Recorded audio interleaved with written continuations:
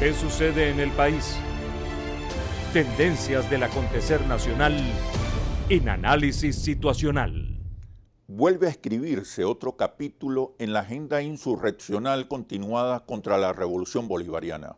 En esta oportunidad, y frente a los reiterados fracasos de la oposición venezolana para ejecutar un golpe parlamentario, el epicentro golpista se ubicó en la resolución de la OEA del pasado 3 de abril, que dio luz verde a una nueva etapa de violencia y guarimbas, bajo el relato de la lucha contra la dictadura en Venezuela. Los papeles de trabajo del Comando Sur de Estados Unidos, bajo el título Operación Libertad Venezuela, entre otros documentos y evidencias, confirman la ejecución en marcha de un plan insurreccional, violento y caótico, para derrocar al gobierno bolivariano o forzar su salida en los próximos 90 días. La maquinaria del golpe contra Venezuela está en marcha, por eso se cierran las puertas del diálogo, se anulan las soluciones políticas, se acentúa el cerco financiero internacional y se sabotea el relanzamiento de la política económica del gobierno del presidente Maduro. Escuchemos a los venezolanos. 76% desaprueba una eventual intervención internacional en Venezuela para sacar al presidente Maduro del poder. 83% respalda el diálogo y 85% está en desacuerdo con la protesta violenta y la guarimba. Para analizar estos temas he invitado a Pedro Pablo Fernández, abogado con maestrías en Economía y Políticas Públicas, director general del Centro de Políticas Públicas IFEDET y uno de los líderes emergentes más importantes del país.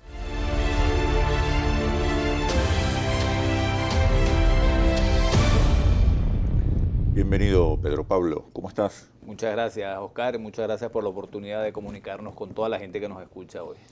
Como social cristiano, quiero comenzar haciéndote esta pregunta. Como social cristiano, ¿cómo evalúas la posición de la Conferencia Episcopal Venezolana, que incluso ha llamado a una rebelión popular contra el gobierno y está apostando por una intervención?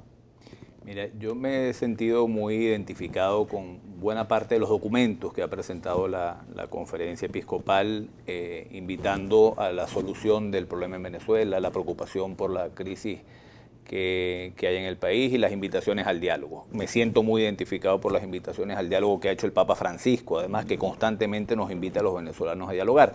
Es una actitud muy persistente de la Iglesia. La Iglesia tiene 2000 años de historia, ha acumulado una experiencia enorme y ha aprendido la Iglesia, con esa inmensa sabiduría que tiene, que los países logran superar las dificultades. ¿Por qué la conferencia electoral va en dirección contraria?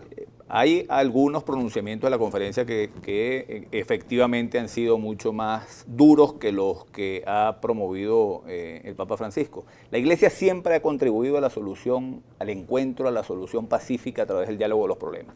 Hay el caso famoso de Juan Pablo II, que conversó con Jaruzelski, el jefe del gobierno comunista de Polonia, un hombre que era responsable de cualquier cantidad de atrocidades, y Juan Pablo II a través del diálogo hizo posible un cambio del régimen comunista, la democracia, sin necesidad de que hubiera un muerto. El papel que cumplió Juan Pablo II en la Unión Soviética también, en el desmontaje además del muro de Berlín, de todo el fin del bloque comunista de Europa Oriental, tuvo un papel importantísimo el Papa Juan Pablo II. Por cierto, la democracia cristiana en Centroamérica, que fue otro punto candente en la Guerra Fría, donde había una guerrilla que dejó desolada a esos países con un montón de muertos y una destrucción de la economía. Los acuerdos de Esquipula, que pusieron fin a las dictaduras en América Central y además a la insurrección comunista en América Central, fue gracias a dos grandes líderes demócratas cristianos que fueron Vinicio Cerezo de Guatemala y Napoleón Duarte de El Salvador. La democracia cristiana siempre ha apostado por la solución, por el encuentro entre los seres humanos y no por el desencuentro. Pareciera que en este momento el diálogo, no existe el diálogo. Se han cerrado las puertas del diálogo. ¿Cuáles son los riesgos y amenazas sobre el país si no hay un verdadero diálogo? Pero me respondes, por favor, cuando regresemos a los comerciales. Ya venimos. ¿Qué sucede en el país? Tendencias del acontecer nacional en análisis situacional. ¿Qué sucede en el país? Tendencias del acontecer nacional en análisis situacional. Te preguntaba, Pedro Pablo, sobre el diálogo. ¿Cuáles son las amenazas y riesgos sobre el país si no nos sentamos a dialogar y a negociar? Mira, uno tiene que ver las experiencias del mundo, experiencias donde los países se han dividido, como el caso venezolano. Y tiene que aprender de esas experiencias, ver qué ha pasado, estudiar un poco. Todas las sociedades donde ha habido conflictos, como el que está presentado en Venezuela, con países enfrentados, han resuelto sus problemas a través del diálogo. Algunos han sido antes de los muertos y otros han dialogado después de los muertos. Tenemos dos vías. Una es buscar un mínimo clima de entendimiento que nos permita convivir como todos miembros de una nación, porque es que hemos perdido hasta la noción de la nación venezolana. Hemos perdido el sentido de convivencia de las hormigas que pertenecemos a una misma cueva. Es decir, nos vemos como enemigos dentro del país. Tenemos dos alternativas. Una, buscar a través de la inteligencia, del diálogo, de la búsqueda de puntos de coincidencia, superar la crisis. Esto lo podemos hacer hoy. O lo podemos hacer dentro de unos años después de que nos hayamos matado en el camino, porque no hay posibilidad, ninguno de los dos tiene posibilidad de exterminar al otro. ¿Por qué se está imponiendo la estrategia insurreccional en el caso de la oposición? ¿Qué pasa? ¿No hay voluntad de diálogo? No, yo creo que aquí están jugando dos cosas. Una, el gobierno está cerrando las puertas a salidas acordadas. El gobierno no tiene ninguna voluntad de diálogo. No lo ha tenido. Se siente amenazado también. Sí, el problema es que las dos fuerzas pretenden imponerse sobre la otra. Y el gobierno tiene la principal responsabilidad. La principal responsabilidad del diálogo parte del gobierno, que es el que tiene además los instrumentos y el que tiene el poder. Y el gobierno no tiene voluntad de diálogo porque el gobierno tiene una doctrina, que es una doctrina que invita a la confrontación, a la lucha de clases. Y no es un gobierno que ha sido particularmente dialogante. Ahora, cuando la oposición intenta dar un golpe parlamentario, amenaza al chavismo con aniquilarlos, con perseguirlos, el gobierno de alguna manera tiene que defenderse. Lo que estamos es entrampados entre la lucha de dos sectores radicalizados que tienen al país sumido en una lucha fratricida que no nos lleva para ninguna parte. Yo ponía el ejemplo, si tú me permites, que yo te haga un... ¿Qué pasó en el 2016 con el referendo revocatorio? Aquí lo que se plantea en la oposición es lo siguiente, ¿no? La oposición tiene 70%. Perdón, la oposición tiene 70%, el gobierno tiene un 30%. ¿Cuál es el planteamiento? Bueno, este 70% puede derrotar al 30%. Puede aplastar al otro. ¿Qué pasa con la correlación de fuerzas? Uno en política es igual que en la guerra. Uno tiene que ver, y dicen que la política es la continuación de la guerra por medios pacíficos. Uno tiene que ver cuál es la correlación de fuerza real. La correlación de fuerza no es esta, porque este sector tiene una cosa que se llama CNE, y tiene una cosa que se llama TSJ. Y tiene una cosa que se llama SEBIN, y tiene una cosa que se llama Tribunales de Justicia, y tiene una cosa grandota que se llama Fuerza Armada Nacional Bolivariana. Añade poder simbólico. Tiene poder simbólico. Presencia en los movimientos sociales. Tiene presencia en las comunidades, además las comunidades populares, está organizado, etc. Tiene un discurso, tiene símbolos. Esto es más grande que esto.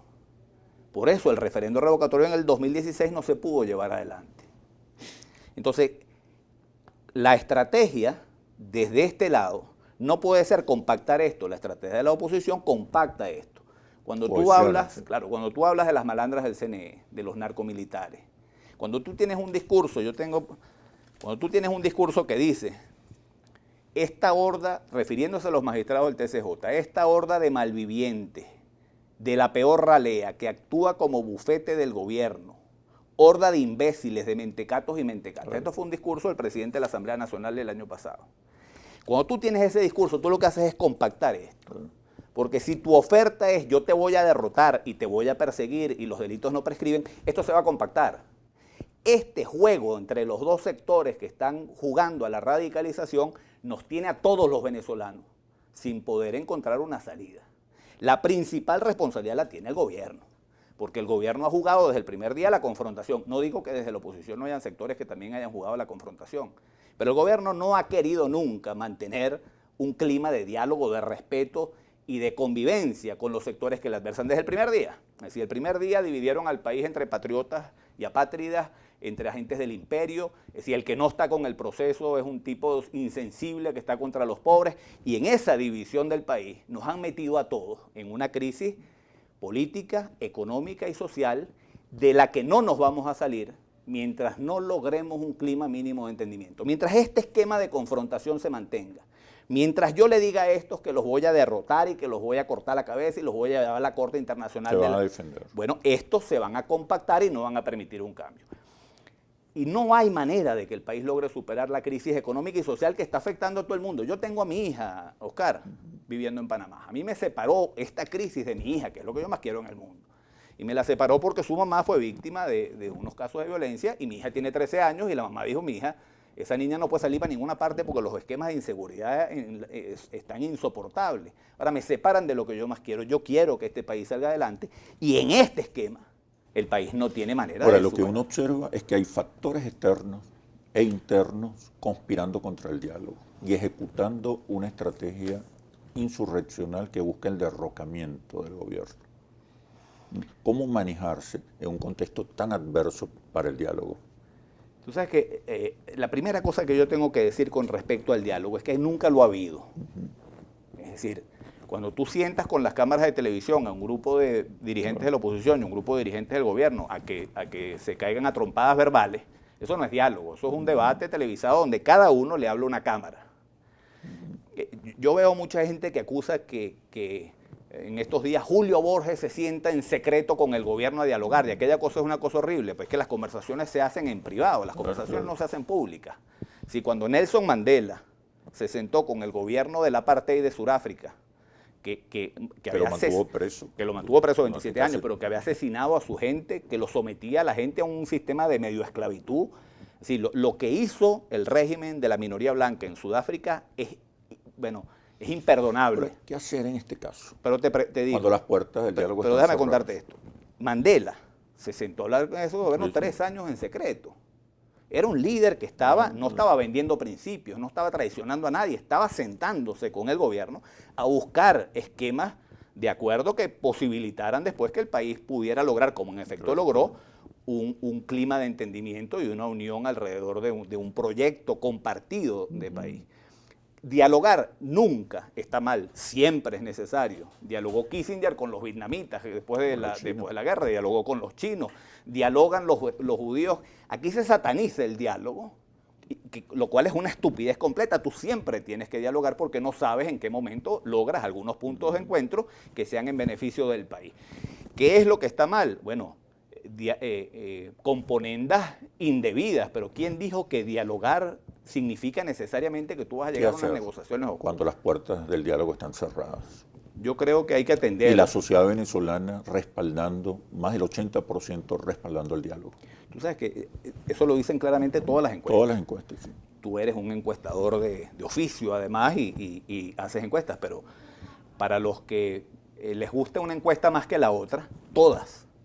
Consultores 21, una encuesta muy vinculada a Capriles y a Primero Justicia, Data Análisis, todas las encuestas dicen que hay una inmensa mayoría del país, y es natural, porque en este 70%, Oscar, que está con la oposición, la inmensa mayoría lo que está preocupado es por el tema económico y social. No está con la oposición, está descontenta. Está descontenta con el gobierno. Hay un montón de gente que está de este lado, que su preocupación, y tiene que ser, además es entendible que sea, su preocupación es la comida, las medicinas para su familia.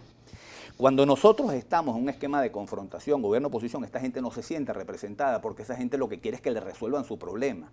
La inmensa mayoría del país está ajena a la confrontación. ¿Qué debe hacer esa inmensa mayoría para imponer el diálogo? Tú sabes que yo creo que aquí hace falta un liderazgo que con coraje, con resiedumbre, con valentía, imponga una agenda del diálogo con el respaldo de la inmensa mayoría del país. Pero hace falta coraje. Cuando Nelson Mandela anunció que había dialogado con el gobierno, su gente lo acusó de cobarde, lo acusó de traidor, que le había tendido la mano a los afrikaners. Dijeron la cantidad de cosas más horribles. Su esposa lo acusó hasta de homosexual públicamente en una rueda de prensa que dio. Y el tipo tuvo el coraje de mantenerse firme frente a todos los comentarios y se mantuvo firme y defendió las ideas. Y eso es liderazgo. Liderazgo no es, Oscar, andar con una encuesta en la mano, viendo que es lo popular siempre. Bueno, la gente se está radicalizando, yo me radicalizo también. Y si la gente se modera, yo me modero. Liderazgo significa estar claro en qué es lo que el país necesita, cómo podemos orientar a la sociedad venezolana, y el liderazgo consiste en invitar a la gente y en convencer a la gente que te acompañe en ese camino. No es seguir a la gente de acuerdo con lo que dicen las encuestas, es imponer un camino y convencer a la gente de que te acompañe. Y en Venezuela está haciendo falta liderazgos con coraje. Yo siento que en una buena medida el liderazgo político anda muy pendiente de la presión. Yo siento que hay líderes de la oposición que están muy claros en la necesidad de ir a un esquema de diálogo, y te lo dicen además en privado. Pero después se someten al chantaje y a la presión de los sectores radicales que tienen mucha fuerza, tienen mucho volumen, mucho dinero, pero son poquitos. La inmensa mayoría del país está sin representación hoy, porque no hay nadie que esté planteando soluciones a los problemas de la gente. Pedro Pablo, ¿dónde está ese liderazgo? Pero me respondes cuando regresemos de los comerciales. ¿Cómo no? Ya venimos. ¿Qué sucede en el país? Tendencias del acontecer nacional en análisis situacional. ¿Qué sucede en el país? Tendencias del acontecer nacional en análisis situacional. Decías que hace falta un liderazgo para promover el diálogo y el entendimiento. ¿Dónde está ese liderazgo hoy? Ese liderazgo tiene que surgir. Ha habido muchas voces, hay muchas voces, mucha gente comprometida con esta visión, y además que entiende la necesidad de ir a unos encuentros mínimos. Es decir, por ejemplo, todo el país tiene que estar interesado en el crecimiento económico, en la recuperación de la industria, en la superación de la pobreza. Tendrían que ser objetivos comunes a todos. Hoy no lo son, porque hoy estamos metidos en una lucha fratricida que no nos permite buscar consenso. Yo creo que va a surgir, y cada vez va a surgir, porque está surgiendo la necesidad, está viendo la necesidad en el país de que surja un liderazgo que con mucho coraje lleve adelante una propuesta de unidad nacional. Ese liderazgo surge precisamente por la necesidad que hay en Venezuela. El problema está en que las cámaras de televisión y los focos están apuntando al radicalismo, porque eso genera más noticias. Sí. Y está como silenciada. Hacen más bulla. Claro, y hay una mayoría silenciosa. Pero esos líderes lo que tienen que es articularse, juntarse.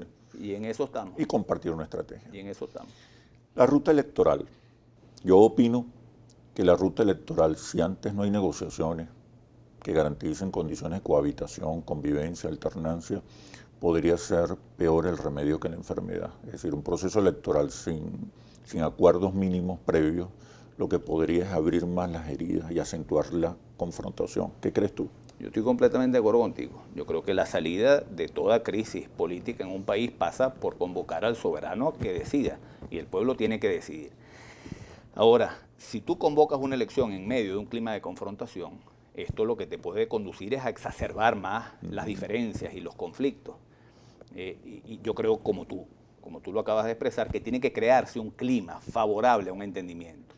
¿Qué creo yo? Y te tengo un ejemplo concreto, en la elección del 2015. Exacto. La elección de Asamblea del 2015, la oposición, nosotros logramos 2/3 partes de la Asamblea Nacional. ¿Qué pasó con ese triunfo de la oposición? La crisis institucional se agravó, la crisis económica se agravó, la crisis social se agravó. La confrontación se agravó. La confrontación se agravó, porque es el esquema de confrontación el que nosotros tenemos que superar para dar paso a una elección que permita que una mayoría de los venezolanos se exprese y podamos lograr un cambio de gobierno, que yo lo deseo. Es decir, yo tengo 17 años queriendo cambiar este gobierno. El problema es que yo no quiero cambiar este gobierno al precio que sea. Yo no quiero cambiar este gobierno a los trancazos para que siga habiendo este esquema de confrontación, porque en este esquema de confrontación yo estoy perdiendo mi país. Apartando a la oposición y al chavismo, ¿a quién? ¿Quién detrás de estos actores le conviene el caos y la división del país? Yo creo que esto no le conviene a nadie, pero los seres humanos no actuamos racionalmente, actuamos emotivamente.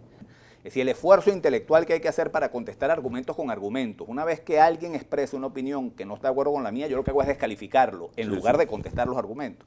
Es decir, a nadie le interesa este esquema de confrontación donde estamos perdiendo todos. Aquí es necesario construir un esquema, un ambiente de unidad nacional que permita que el país logre superar una crisis económica y social que está afectando profundamente seres humanos. Ese drama que estamos viviendo nos debería hacer al liderazgo político poner los intereses de los seres humanos que viven en este país por encima de los intereses que cada uno pueda tener por el poder. Muchas gracias, Pedro Pablo, por este análisis situacional. Gracias a ti, Oscar. Y ahora las conclusiones. Llegamos a un momento culminante en la larga confrontación social y política que sufre Venezuela. Hay sectores interesados en caotizar y debilitar el Estado-nación venezolano. Por ello es tan necesario encontrar espacios de diálogo y negociación que garanticen la convivencia, la cohabitación, la estabilidad y la gobernabilidad del país. Hay que ir a un clima de entendimiento y consensos, principalmente alrededor de un programa económico compartido para superar la crisis. Si no hay diálogo, habrá caos y violencia. Así culmina este análisis situacional. Los invito a seguirnos por nuestras redes sociales @interlaces y @asituacional o visite nuestro portal interlaces.com. Soy Oscar Chemmel y los espero en un próximo análisis situacional. Hasta pronto.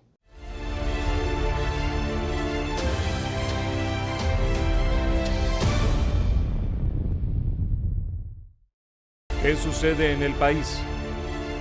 Tendencias del acontecer nacional en Análisis Situacional.